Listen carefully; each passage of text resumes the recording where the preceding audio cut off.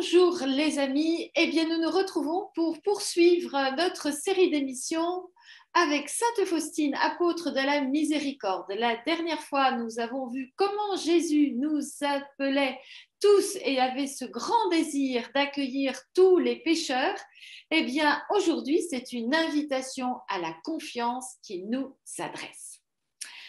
Tout au long du petit journal de Sainte Faustine, tout au long de ses écrits, eh bien, le thème de la confiance revient comme un leitmotiv. Jésus demande avec grande insistance de lui faire confiance, de vivre dans la confiance, d'inciter les âmes à la confiance. Il mendie la confiance de ses créatures, de ses enfants bien-aimés. Et la confiance, eh bien, c'est la base de message de la miséricorde et de la dévotion, dont nous parlerons à partir de la semaine prochaine. C'est pourquoi Jésus a demandé même de faire écrire au pied d'un tableau que peut-être déjà vous connaissez, cette prière: Jésus, j'ai confiance en toi. Jésus va dire: le monde ne trouvera pas la paix tant qu'il ne se tournera pas avec confiance vers ma miséricorde. Il va dire encore: je désire que les âmes se distinguent par une confiance illimitée en ma miséricorde. Je m'occupe moi-même de la sanctification de ces âmes. Je leur procure tout ce qui peut être nécessaire à leur sainteté. Et enfin, les grâces de miséricorde se puisent à l'aide d'un unique moyen, et c'est la confiance. Plus la confiance est grande, plus l'âme reçoit. Alors, comment Sainte Faustine va vivre la confiance dans sa vie? Eh bien déjà, nous voyons que l'attitude de confiance s'enracine dans la certitude de l'amour de Dieu. Et c'est ce dont Sainte Faustine va témoigner. Elle va dire: je sens que je suis tout à Dieu, je sais que je suis son enfant, je sens que je suis tout entière la propriété de Dieu. J'expérimente ceci même de façon physique et sensible. Je suis parfaitement tranquille en tout, car je sais que c'est l'affaire de l'époux de penser à moi. Je me suis complètement oubliée moi-même. Ma confiance en son cœur très miséricordieux est sans borne. Elle va même dire: lorsque mon âme est tourmentée, eh bien oui, Sainte Faustine, même si elle est sainte, même si c'est une grande mystique, vit aussi des tourments et des difficultés. Eh bien, elle dit: je pense seulement ceci, Jésus est bon et plein de miséricorde, et même si la terre devait me manquer sous les pieds, je ne cesserai de lui faire confiance. Voilà un petit conseil de Sainte Faustine, une clé pour vivre dans la confiance. Et Jésus va lui dire: tu as de grands et inconcevables droits sur mon cœur, car tu es une fille pleine de confiance. Alors, Sainte Faustine, eh bien, va rayonner de confiance chaque jour, concrètement dans toute sa vie, parce qu'elle sait que Dieu est le meilleur Père et elle fait peu de cas de l'opinion humaine. Donc, elle va suivre fidèlement le souffle de l'Esprit Saint pour vivre dans la confiance. Et j'ai relevé quelques exemples concrets de son quotidien qui peuvent nous montrer que la confiance, ce n'est pas exclusivement au niveau spirituel, mais dans toute notre vie, nous sommes appelés à faire confiance. Par exemple, Sainte Faustine était plutôt chétive de nature. D'abord, elle était malade. Cette maladie n'était pas encore décelée, mais elle la portait déjà dans son corps, ce qui lui occasionnait beaucoup de souffrance et surtout beaucoup de fatigue. Et quand elle est rentrée chez les sœurs, elle a été envoyée à la cuisine pour aider.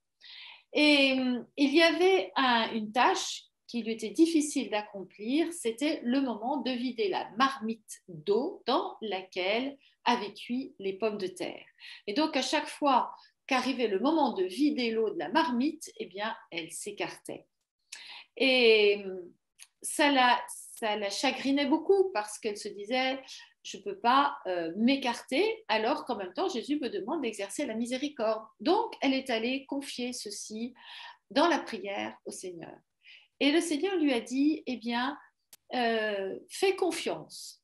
Et la fois suivante, alors qu'elle était à la cuisine et qu'il fallait vider la marmite, eh bien, elle s'est précipitée, elle a soulevé cette marmite, elle l'a prise, elle l'a vidée. Et quand elle a ouvert le couvercle, elle a découvert, à sa grande stupéfaction, un bouquet de roses rouges.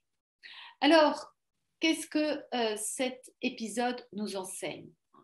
C'est que Jésus a voulu euh, récompenser, je dirais, cette confiance qu'elle a mise entièrement en lui pour des confiances. C'était très concret, c'était par rapport à ses forces physiques. Eh bien, Jésus lui a donné la grâce d'avoir la force physique, de soulever cette marmite, tout simplement parce qu'elle a mis toute sa confiance en lui. Alors, la sœur qui était à côté a pu dire, ben moi, je n'ai vu que des pommes de terre dans la marmite. Je n'ai pas vu les roses. Une autre fois, donc, elle est envoyée à Vilnius. Vilnius, à cette époque-là, était encore en Pologne, appartenait à la Pologne. Elle ne connaissait personne. Il y avait une maison avec les sœurs de la congrégation à Vilnius. Elle ne parle pas la langue et elle perd son confesseur, le père Andras. Et donc, elle se confie au Seigneur et le Seigneur va lui dire, n'aie pas peur, je ne te laisserai pas seule. Et le père Andras venait de lui dire d'ailleurs, rien ne t'arrivera de mal si à l'avenir tu gardes la même simplicité, la même obéissance, aie confiance en Dieu, tu es sur la bonne voie et entre de bonnes mains, entre les mains de Dieu. Quelques années plus tard, eh bien, elle doit quitter Vilnius parce qu'il y a ses problèmes de santé, il faut qu'elle revienne du côté de Cracovie. Et donc, elle doit quitter le père Sopochko, qui l'a aidé aussi dans son discernement et dans l'accomplissement des demandes de Jésus, notamment la réalisation du tableau dont nous parlerons la prochaine fois. Et, et donc, eh bien, elle se sent à nouveau bien seule et Jésus lui dit à 2 reprises, n'aie peur de rien, je suis toujours avec toi. Je suis toujours avec toi. Voilà, c'est des exemples bien concrets de son quotidien. Et puis, elle doit partir en cure de 3 mois à l'extérieur de la congrégation. Et là encore, Jésus va lui dire, tu ne seras pas seule car je suis avec toi toujours et partout, auprès de mon cœur. N'aie peur de rien. De quoi as-tu peur? Si tu es avec moi, qui oserait te toucher? Voilà encore une parole de Jésus sur laquelle nous pouvons nous appuyer quand nous avons peur. Et je reviendrai de la peur après. Un autre moment, eh bien, elle pense à la mort. Hein. C'est au début de sa vie de religieuse, elle appréhende ce passage ultime et Jésus va la consoler et va l'exhorter en lui disant, mon enfant, n'aie pas peur de la maison de ton Père. Ben oui, Dieu est un Père compatissant et riche en miséricorde. Il est le Dieu des vivants et veut que tout homme reçoive la vie éternelle en plénitude. Et toute notre vie terrestre est une préparation à la rencontre ultime avec le Père des miséricordes et le Dieu de toute consolation.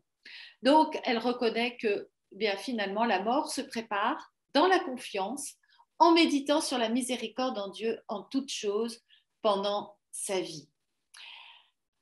Alors, voilà quelques exemples concrets du quotidien de Sainte Faustine, mais allons plus loin pour essayer de voir comment vivre dans la confiance. Et il y a plusieurs obstacles. Alors, dénichons ces obstacles. Le premier, c'est la peur. Jésus dit, cela ne me plaît pas que l'âme se laisse aller à de vaines peurs. Qui oserait te toucher lorsque tu es avec moi? L'âme est la plus chère quand elle croit à ma bonté et qu'elle se fie complètement à moi. Je la comble de ma confiance et je lui donne tout ce qu'elle me demande. Voilà. Voilà. Alors la peur, c'est un poison qui vient de l'adversaire, qui veut qui veut nous couper de Dieu. Et nous pouvons être habités par toutes sortes de peurs qui peuvent nous empêcher justement de vivre dans la confiance. La peur de l'avenir, la peur de ne pas être aimé, de ne pas être aimable, la peur de ne pas être à la hauteur, la peur de la maladie, la peur de mourir, la peur de manquer, la peur du rejet, la peur de ne pas être pardonné ou pardonnable, la peur de Dieu, la peur de souffrir, etc. Il y a beaucoup de peurs qui peuvent habiter notre quotidien, notre âme. Et donc, eh bien, Jésus nous invite à mettre cette peur de côté parce que la peur a un pouvoir de contrôle sur nous.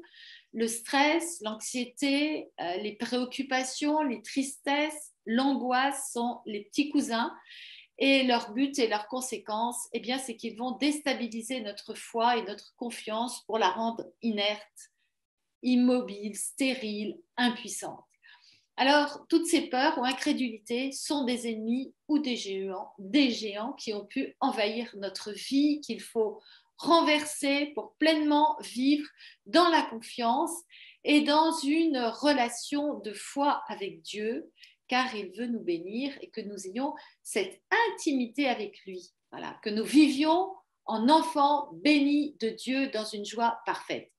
Donc, la confiance prend sa source dans la certitude que Dieu est bon, qu'il nous aime personnellement et qu'il veut notre bien. Alors, chassons la peur. Le deuxième obstacle, eh bien, c'est l'incrédulité. Jésus se plaint de l'incrédulité, du doute, de la méfiance, de la désespérance. Il va dire combien douloureusement me blesse l'incrédulité en ma bonté. Ce sont les péchés de méfiance qui me blessent le plus douloureusement. Alors l'incrédulité, c'est ce que Jésus a reproché à Thomas quand il a demandé des signes pour croire en la résurrection de Jésus. Et Jésus a dit à Thomas, ne deviens pas incrédule, mais sois croyant. Donc recherche des signes, mais recherche des signes en moi. Viens voir que je suis vivant et ressuscité. Alors, il y a certaines pratiques qui peuvent nous révéler notre manque de confiance, qui peut nous égarer sur le chemin de la confiance. Eh bien, ce sont toutes les pratiques occultes, la voyance, la divination, le pendule, les cartes, l'horoscope, les magnétiseurs, les reiki, etc. Donc, il nous faut couper avec ces pratiques, même si elles ont eu lieu avant notre conversion, car elles ont laissé des esprits mauvais dont il faut se débarrasser pour retrouver une saine confiance en Dieu. Une autre difficulté pour vivre la confiance, c'est le trop grand attachement aux biens matériels, aux dieux du monde, qui peut donner place à l'incrédulité ou à l'indifférence. Donc, le doute, la peur, l'incrédulité, maintenant, le doute. Le doute, eh bien, Jésus va dire, tu vois mon enfant, ce que tu es de toi-même et la cause de tes chutes, c'est que tu comptes trop sur toi-même et que tu t'appuies trop peu sur moi, mais que cela ne t'attriste pas outre mesure. Tu as affaire au Dieu de miséricorde. Ta misère ne saurait l'épuiser puisque je n'ai pas limité le nombre du pardon. Voilà, les doutes, eh bien, les doutes font qu'on peut effectivement chercher à compter davantage sur soi-même, sur les biens matériels, sur un certain environnement, sur toutes les assurances que le monde nous propose, les codes, les mots de passe, etc. Et on met de côté, on a plus confiance dans nos raisonnements intellectuels que dans notre foi en Dieu. Le raisonnement intellectuel, tous les progrès techniques, plus que dans notre foi en Dieu. Eh bien, Jésus nous invite à mettre notre confiance d'abord en Dieu et ensuite, eh bien, nous pourrons voir quel est le bien matériel ou autre qui peut nous aider dans la situation que nous traversons. Mais d'abord, eh bien, écartons le doute et mettons notre foi dans le Seigneur, notre confiance en Dieu. Autre autre obstacle, c'est la méfiance qui peut venir d'un sentiment de culpabilité. Et Jésus va témoigner à Sainte Faustine, il va lui dire, c'est elle qui va dire combien le Seigneur souffre de la méfiance. Et Jésus va dire, la méfiance des âmes me déchire les entrailles. Alors, nous voyons à quel point la méfiance est une souffrance pour le Christ. Il va dire encore, ce sont les péchés de méfiance qui me blessent le plus douloureusement. Parce que, eh bien, ils offensent son amour miséricordieux. C'est comme s'ils remettaient en cause le Christ, sa passion, sa mort et sa résurrection pour nous sauver. C'est comme s'ils niaient cette souffrance du Christ vécue à la passion, sa mort et sa résurrection. Jésus va dire, malgré mon amour inépuisable, les âmes se méfient de moi, même ma mort ne leur suffit pas. Il va ajouter, ce manque de foi en ma bonté me blesse le plus. Si ma mort ne vous a pas convaincu de mon amour, qu'est-ce qui vous convaincra? Ou encore, comment après tant d'efforts de mon amour et de ma miséricorde peux-tu demeurer incrédule devant ma bonté? Voilà, les péchés de méfiance sont fondés sur la méconnaissance de l'amour miséricordieux de Dieu, sur le manque de foi en sa miséricorde infinie et sur le fait que eh bien, la culpabilité que l'on peut porter en notre cœur, la culpabilité face au péché, nous entrave, nous rend méfiants, suscite eh bien, la peur du jugement plus que de la confiance en la miséricorde. Et, et oui, Jésus, du cœur de Jésus coule la miséricorde et il veut la faire bénéficier à tous, il veut recouvrir de cette miséricorde chacun, quel que soit le péché. J'ai donné la dernière fois, dans la dernière vidéo, beaucoup de passages où Dieu invite le pécheur, les plus grands pécheurs, qu'il va au-devant des plus grands pécheurs et de ne pas craindre de venir se jeter dans ses bras, à ses pieds pour lui remettre son péché. Un autre obstacle, eh bien, c'est le découragement et l'inquiétude, qu'il considère comme les plus grands obstacles à la sainteté et qui enlèvent bien la possibilité de s'exercer à la vertu. Il va dire toutes les tentations réunies ne devraient pas même un instant troubler ta tranquillité intérieure. Et l'irritabilité et le découragement, ce sont les fruits de ton amour propre. Il ne faut pas te décourager, mais t'efforcer à ce qu'à la place de ton amour propre puisse régner mon amour. Confiance donc, mon enfant, tu ne dois pas te décourager. Viens demander mon pardon, puisque je suis toujours prêt à te pardonner. Oui, on peut être découragé parce que, ah ben voilà, ce péché sur lequel je lutte, eh bien, je suis encore tombée. Et le Seigneur, eh bien, nous dit eh bien, de ne pas nous affliger devant ce péché réitéré, mais de ne pas nous décourager, mais de venir lui demander pardon, de reprendre des forces neuves pour eh bien, lutter contre ce péché.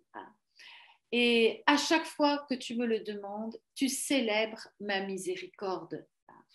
Un autre obstacle, eh bien, c'est la conscience de sa misère et de son péché. C'est ce dont je parlais dans la méfiance. Mais cette conscience de sa misère, de son péché, de tomber encore ou d'être tombé gravement, eh bien, Jésus va dire, je suis la miséricorde même pour l'âme contrite. La plus grande misère n'allume pas ma colère, mais mon cœur frémit d'une grande miséricorde pour elle. Voilà un autre passage clé, lorsque l'âme verra ses péchés, en mesurera le poids, lorsque se dévoilera à ses yeux tout l'abîme de la misère dans laquelle elle s'est plongée, qu'elle ne désespère pas, mais qu'elle se jette avec confiance dans les bras de ma miséricorde. Voilà, encore une fois, une invitation de Jésus. Notre péché n'est pas un obstacle à sa miséricorde. C'est notre jugement sur nous-mêmes qui peut nous condamner, qui peut nous mettre en retrait. qui peut nous empêcher de nous approcher de sa miséricorde, qu'il a tellement, tellement, tellement hâte de nous faire bénéficier, de nous donner. Il va même dire, je ne rejette jamais un cœur humble. Ta misère a sombré dans l'abîme de ma miséricorde. Ma miséricorde est plus grande que ta misère et celle du monde entier. Qui a pris la mesure de ma bonté? Fais-moi plaisir, abandonne-moi toute ta pauvreté et ta misère, et je te comblerai d'un trésor de grâce. Voilà, si tu portes en toi le souvenir de péchés qui te semblent insurmontable, impossible à déposer, eh bien, écoute ces invitations de Jésus, ces invitations à la confiance pour remettre ton péché, petit ou grand. Jésus n'est pas limité dans sa miséricorde et il invite chacun à lui remettre avec confiance, avec confiance, avec cette humilité intérieure, cette façon de dire, bah oui, voilà, je suis encore tombée, ou bien j'ai ce fardeau en moi, eh bien oui, je le reconnais ce fardeau, je reconnais ce péché, mais je fais cette démarche d'humilité, d'aller déposer ce fardeau auprès d'un prêtre pour recevoir le pardon de Jésus. Je le fais avec confiance. Et quand j'ai reçu le pardon de Jésus, eh bien, je repars avec cette certitude intérieure que je suis pardonné.